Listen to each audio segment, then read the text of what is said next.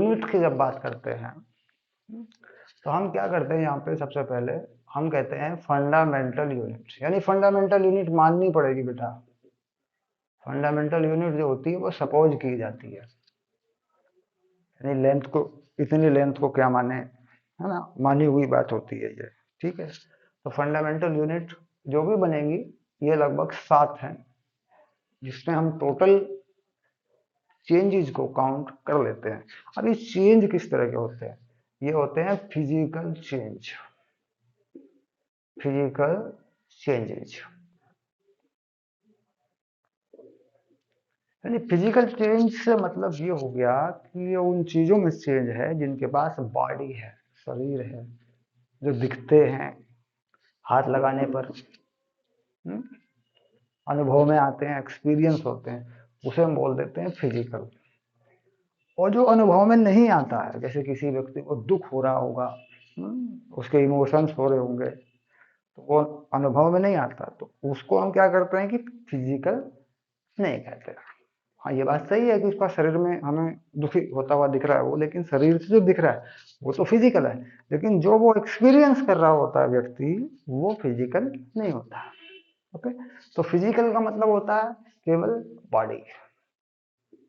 Okay, और body में हम क्या करते हैं, चेंज करते हैं, मान लीजिए इसमें कुछ चेंज करते हैं, तो मेजरमेंट किसका हो रहा है, क्या क्या चीजें चेंज हो जाती हैं, है ना, कैसे कैसे चेंज होता है नेचर के अंदर। ठीक है, तो फंडामेंटल यूनिट आ जाती है। और इसमें दूसरी चीज आती है कि जो सिस्टम है वो कौन सा सिस्टम लागू हुआ है।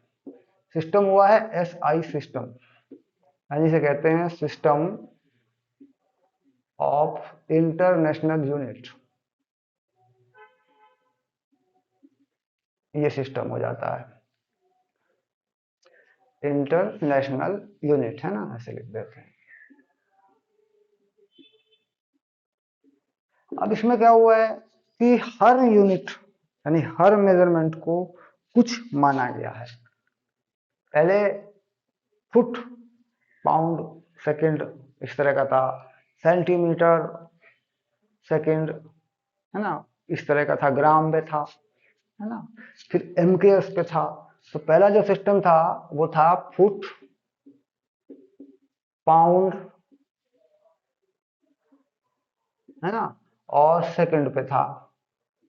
अब से पता नहीं चलेगा, मान लो फुट, पाउंड, सेकंड। हम बात कर लेंगे भारत की, तो ठीक है, हम बात फुट की कर लेंगे, 5 फुट है, 7 फुट है, 8 फुट है। लेकिन हमने जाके देखा दूसरे देशों में तो उनका कुछ और है। फिर हमने देखा कि दूसरा सिस्टम क्या बना, दूसरा सिस्टम बना, इसे बोल देते हैं FPS सिस्टम।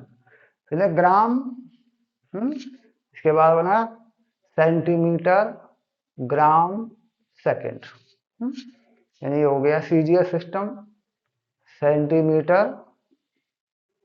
ग्राम और सेकंड। ये भी आया। तो इससे भी बात नहीं बनी, क्योंकि सेंटीमीटर या ग्राम या सेकंड में फिजिकल क्वांटिटी कम आई अमाउंट में, ग्राम कम होता ना, तो उनकी अमाउंट बहुत बड़ी आ गई। ग्राम में ले लिया तो अमाउंट फिजिकली बड़ी आ गई। बड़ी आ गया नहीं, अगर व्यक्ति कोई देखना चाहे तो उसके लिए 1 सेंटीमीटर को देखना मुश्किल है। 1 मीटर पे आ गई बात, फिर बेहतर क्या रहेगा, जो व्यक्तियों के लेन देन में आपस में या काउंटिंग करने में बेनिफिशियल हो, अप्रोप्रिएट हो, लगभग ठीक हो, तो उसके बाद फिर सिस्टम आया MKS सिस्टम। ठीक, यानी आया हमारे पास मीटर, किलोग्राम, टाइम को हमने रखा सेकंड। लेकिन सारी चीजों में एक चीज कॉमन हुई कि समय, टाइम जो है वो सेकंड ही रखा गया, क्योंकि 1 सेकंड के समय को कोई भी व्यक्ति बड़ी आसानी से ऑब्जर्व कर लेता है, और नेचर के अंदर कोई भी प्राणी 1 सेकंड के समय को ऑब्जर्व कर लेता है। अब 1 सेकंड के बाद 1, 2, 3, 4, तो हम मेजर कर लेते हैं। ओके, तो सेकंड सब में सेम रहा। फिर इसमें जो बात आई, इसको मॉडिफाइड कर दिया गया, थोड़ा सा इन लोगों ने मॉडिफाइड किया, सेम है ये, इसको कह दिया SI, यानी सिस्टम ऑफ इंटरनेशनल यूनिट। क्या मॉडिफिकेशन किया गया इसमें? ठीक है, इसमें क्या होता था कि जो टेम्परेचर था उसको डिग्री सेल्सियस में ले लिया करते थे, लेकिन इन्होंने कहा कि नहीं, टेम्परेचर को केल्विन में लेना है ना। और केल्विन पे डिग्री नहीं होता, क्योंकि डिग्री क्या है, वो रिलेटिव मेजर है। डिग्री अंतर है, डिफरेंस है। कि केल्विन को आप डिफरेंस की जरूरत नहीं पड़ती, आप जीरो से शुरू कर सकते हैं, केल्विन को जीरो से शुरू कर सकते हैं। ठीक है, तो फिर केल्विन डिफाइन क्यों है, जीरो पे क्यों है, ये बात की बात है। अब बात आ जाती है कि इन सारी चीजों में अब पहली चीज आती है हमारे पास, डायमेंशन। ओके, तो डायमेंशन क्या होती है कि कितने तरीकों से अलग अलग किसी सिस्टम को मेजर किया जा सकता है, कितने अलग अलग तरीकों से, number of independent waves to measure a system, a body. ठीक, इंडिपेंडेंट वेव्स होने चाहिए, क्लियर। तो यहां पर उन्होंने कहा the power of fundamental unit, fundamental unit is called dimension. बस, अब पावर का मतलब क्या हो गया, इसे कह देते हैं एक्सपोनेंट। जैसे मैंने कहा कि एरिया है, ठीक, तो एरिया में क्या होता है कि मैं सेंटीमीटर स्क्वायर लगा दूं, फिर मैं उसमें मीटर स्क्वायर लगा दूं। ठीक, तो देखिए फंडामेंटल यूनिट सेंटीमीटर नहीं है, फंडामेंटल यूनिट सेंटीमीटर नहीं है, फंडामेंटल यूनिट क्या है, मीटर है। तो मीटर के स्क्वायर में एरिया आता है। तो एरिया में जो ये पावर लगी हुई है यहां पर, इसे कहते हैं डायमेंशन।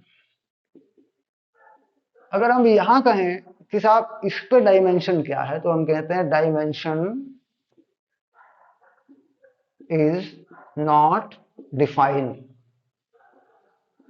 ठीक, तो कैसे इसको डिफाइन करेंगे, इसे मीटर में कन्वर्ट कर देंगे पहले। अब हम कहेंगे साहब सेंटीमीटर है और एक मीटर में 100 सेंटीमीटर होते हैं, तो यानी ये 1/100 मीटर हो गया, फिर 1/100 फिर मीटर हो गया, क्योंकि स्क्वायर है ना, तो कितना बन गया, 1/10,000 मीटर स्क्वायर। ठीक, तो अब हम कहेंगे कि साहब डायमेंशन जो है वो 2 है, डायमेंशन कितना है, वो 2 है। इस 1000 से कोई लेना देना नहीं, लेकिन इसकी डायमेंशन, सेंटीमीटर स्क्वायर की डायमेंशन डिफाइन करने के बाद हम कहेंगे 2 है। अभी डिफाइन नहीं है, क्योंकि सेंटीमीटर स्टैंडर्ड यूनिट नहीं है। ठीक है, तो बाद में हम कहेंगे कि 2 है, लेकिन डिफाइन करने के बाद बता देंगे कि 2 है, हम सीधे नहीं बता सकते कि 2 है। क्लियर, सिंपल हो गया मैटर ये भी। चलिए, तो डायमेंशन क्या हुई कि फंडामेंटल यूनिट जो भी होगी, जो मेजरमेंट होंगे उसके सिस्टम के, उसकी जो पावर होती है उसे कहते हैं डायमेंशन। ठीक, अब बात आ जाती है कि डायमेंशन जो है में यूनिट किस तरीके से डिफाइन होती है। तो ये तो क्लियर हो गया कि भाई डायमेंशन लगाएंगे तो यूनिट डिफाइन हो जाएगी, है ना। तो हम सबसे पहले कहेंगे फंडामेंटल यूनिट, फंडामेंटल यूनिट। तो सिंगल डायमेंशन, सिंगल यूनिट, जैसे मैंने कहा मीटर। तो इसमें मीटर को मैं क्या लिख रहा हूं, मान लीजिए एल लिख रहा हूं, ऐसे ब्रैकेट बंद कर देते हैं, लेंथ का है ये ऐसे, तो यहां पर कितना डायमेंशन होता है इसका, 1 होता है। यानी अगर एक सिंगल फंडामेंटल यूनिट पे हम लगाते हैं डायमेंशन, तो 1 ही होती है उसकी। अब उसके बाद होता है ड्राइव्ड यूनिट, ड्राइव्ड यूनिट। अब इसमें क्या करते हैं, the combination of fundamental unit, fundamental units. अब जैसे मैंने कहा कि फोर्स जो होता है, ये होता है किसी भी फॉर्मूले से फोर्स का एक फॉर्मूला फाइनल हो जाना चाहिए। तो बेसिकली मैंने कहा ये एम ए होता है फोर्स, और ये इसके साथ में डायरेक्शन भी होती है ऐसे, F equal to M A. तो डायरेक्शन जो है वो डायमेंशन पे अप्रोच नहीं करती है। डायमेंशन किस पे अप्रोच करेगी? मेजरमेंट के ऊपर अप्रोच करेगी। तो इसका मतलब हो गया कि एफ को केवल एम ए से ही मेजर कर दिया जाए। अब देखिए एफ कैसे बनेगा। एफ जो बनेगा इसको किस में मेजर करूंगा मैं? किलोग्राम में। और एक्सेलरेशन क्या होता है? मीटर पर सेकंड स्क्वायर। मीटर पर सेकंड स्क्वायर। अब किलोग्राम की जो यूनिट होती है, फंडामेंटल यूनिट होती है किलोग्राम की, ये किसकी यूनिट होती है? किलोग्राम किसमें मेजर होता है? मास के लिए। तो एम हो गई। तो एम कितना हो गया? 1 हो गया। ये मीटर है तो ये लेंथ पे आ जाता है, ये 1 हो गया। सेकंड टाइम पे होता है। सेकंड किसका होता है? ये टाइम का होता है। तो सिंबल क्या है उसका अभी चेक कर देंगे। 7 यूनिट है ना, 7 का चेक कर देंगे। तो ये टी स्क्वायर हो गया। तो फॉर्मूला बना m1 l1 को लिखने की आवश्यकता नहीं है। और टी की जो पावर है ऊपर जाके बन गई बेटा -2। तो ये देखिए ये जो यूनिट है, ये क्या है?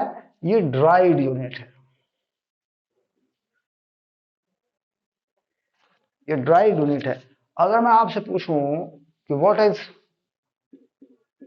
द डायमेंशन और डायमेंशनल फॉर्मूला